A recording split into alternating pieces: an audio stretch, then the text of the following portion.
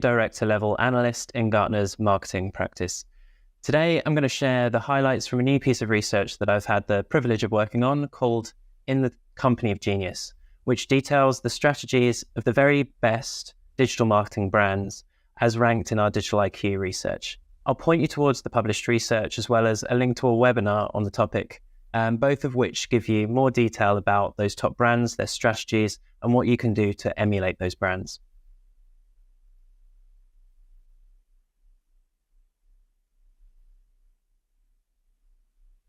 A genius brand is the term that we use to describe the very best digital marketing brands as identified in our Digital IQ benchmarking reports. That ranks the performance of nearly 1,200 brands across 12 different industries, across 5 different sectors, and only 36 brands, so about 3% in total, actually classified as a genius last year. So we're really looking at the very best of the best digital marketing brands. To determine which brands can be called a genius, we analyse hundreds of distinct data points across both paid and owned touchpoints every year. Each industry has got its own nuance in terms of exactly what counts towards digital marketing best practices, because those digital marketing best practices are different in different industries.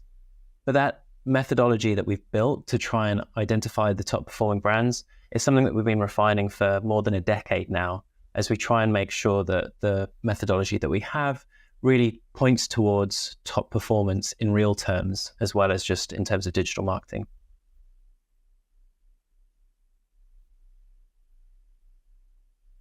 One thing that surprised me this year is just the variety of strategies that drove genius brands into those leadership positions.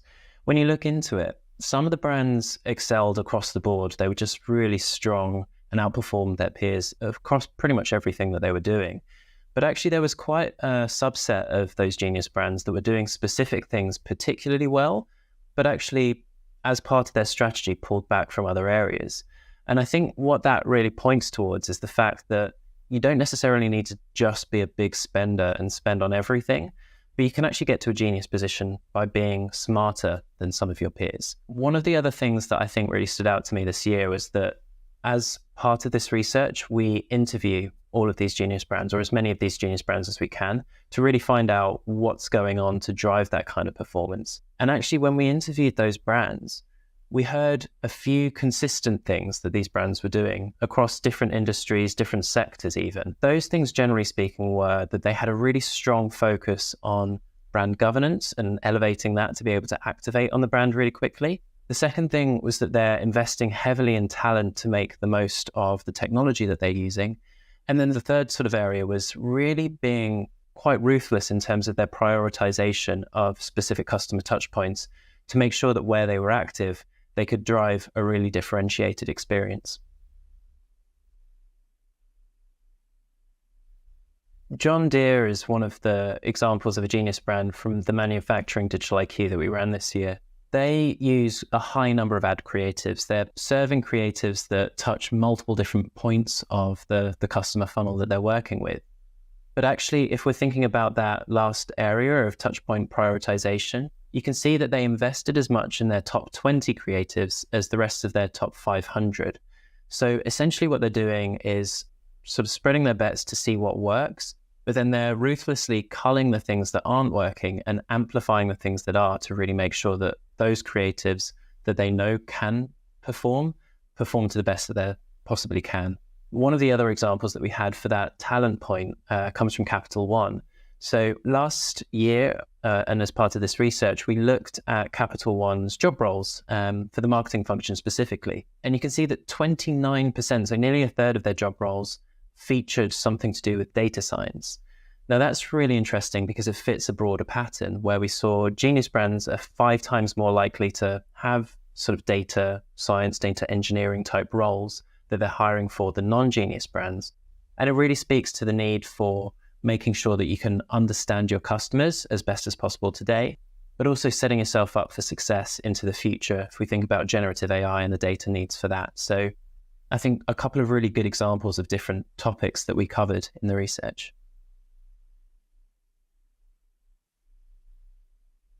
So digital marketing has always been a fast-moving space. Customer sentiment, behaviors regularly change, especially if we're thinking about the sort of channels that they're using, as does the level of competition out there, as does the regulatory environment, or even in terms of data privacy changes or things of that nature that affect the digital marketing strategy. So for CMOs, what that means is planning a long-term strategy like you need to in a large business, but still featuring within that enough room for agility and adjustments throughout the course of that strategy. The second big thing, I think, is that just today we have so much complexity when it comes to forming a digital marketing strategy. If you think about numerous different business units or product categories or services, and then within that different customer segments, and then each of those different customer segments will be using multiple different channels, and then within multiple different channels, there's multiple different stages of a customer journey and different touch points that you've got there. It's a huge web to be able to manage at scale. So I think that goes back to the point of touchpoint prioritization that we heard from those genius brands, that they're really crucially focusing in on what's going to drive the most value for them as an organization based on the moments that they can have the most impact on customer journeys. And that means not just specifically talking about products, but instead talking about the topics that those customers value hearing about. One important thing to think about is that it's not just about spending on ads to try and drive digital performance.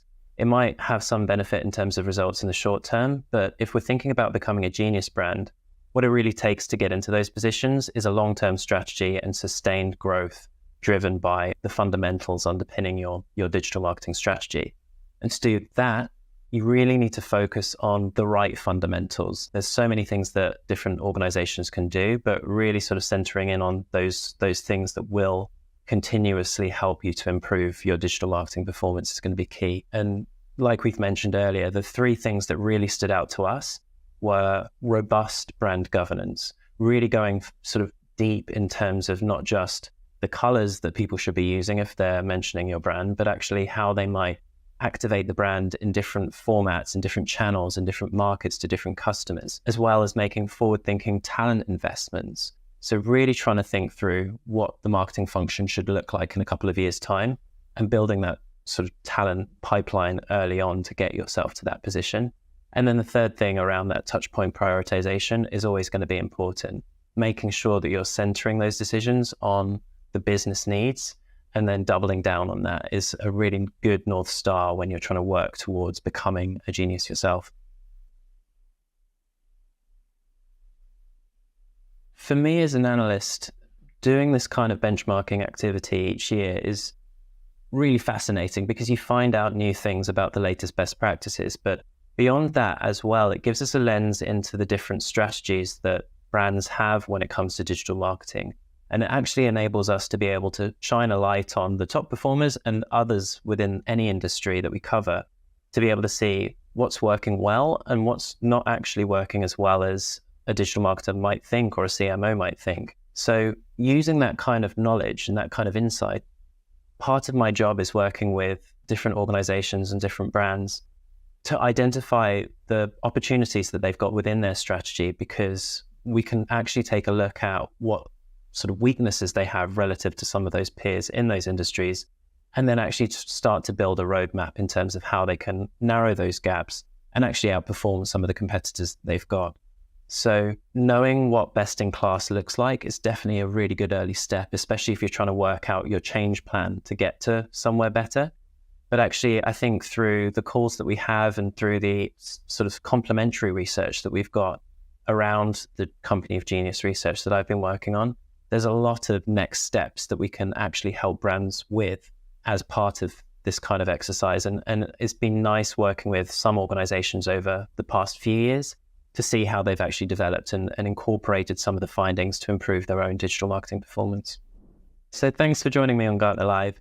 Feel free to continue the discussion with each other in the chat and add in your own comments. And if this topic has sparked any questions for you, follow the links in the description to get more information about the Digital IQ research and our Genius Brand Insights. My name is Matt Moorut, and looking forward to seeing you next time.